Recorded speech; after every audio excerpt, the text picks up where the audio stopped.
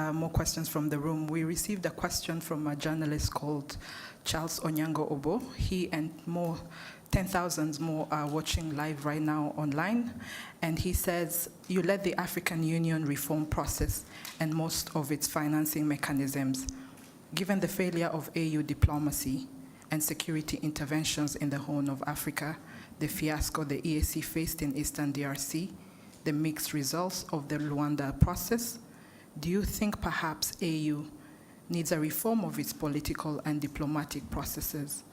Some have gone as far as calling for the disbanding of the AU's Peace and Security Council and the creation of a new, more effective mechanism. Do you agree? And what reforms, if any, do you think can make change? Well, on what he said, do I agree? I don't. Because it's not the structure or the form or whatever you have in place that is the problem. It is the people. It's the leaders. It's the people working in those structures and therefore subsequently the countries they come from that are a problem. So how do structures in themselves become a problem? So even if you created another structure, but you have the same people thinking the same way, what are you likely to get out of that? I think Charles must be aware of that. I don't know what really needs to be done. Yes, I was given responsibility by the leaders of our continent to work with others to suggest the reforms that can be made on our continent. I was happy to lead that process. And by the way,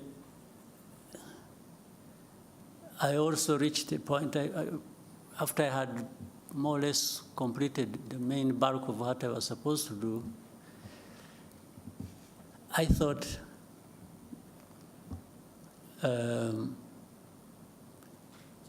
we needed maybe to find another person. Because when I was seeing some, I mean, you can hear this. We sit in meetings, leaders, I'm talking leaders, of leaders, presidents, prime ministers, and others. We agree something in a room like this. Suggestions that have come from us. We agree. We put something in place. And then, in the end, nothing works. Do you think it's a problem of the process? It's a problem of the structure? What is the problem? I think the answer is obvious. The problem is us.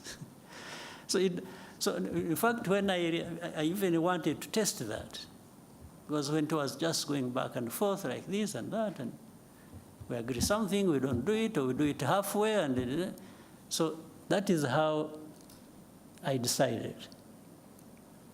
And I told the leaders in the room that, you know what, I've been very happy to serve you,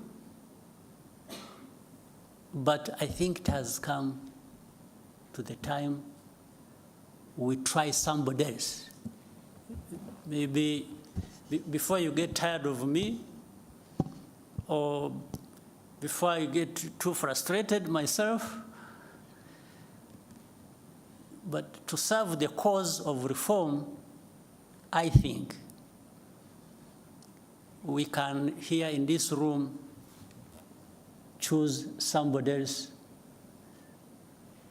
to lead the process, so that we try different people, different angles of dealing with the matter, and that's how the process went to a different person, the President of Kenya, President Ruto.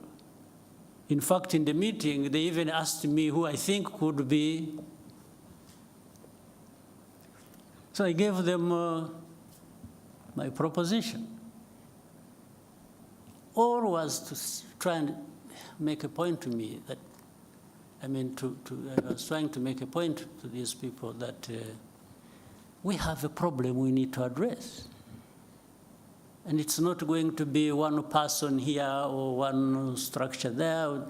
Collectively, we have a problem because we cannot adhere to even things we have suggested ourselves and agreed and put in place and make them work to serve us well.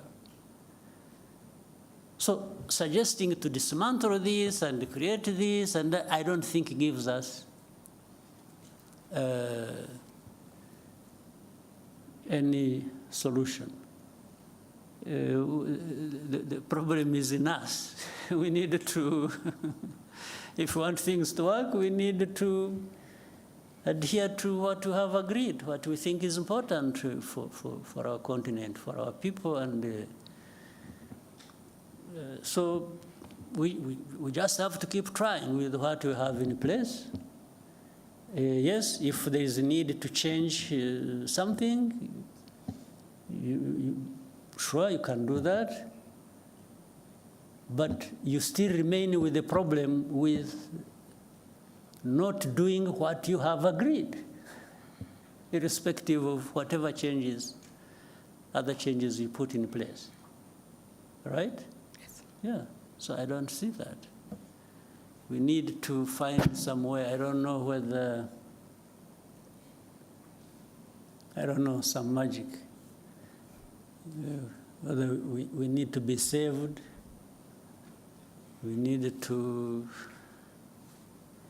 somehow we have to find some cleansing process where we renew ourselves and we, I don't know, we have to find something.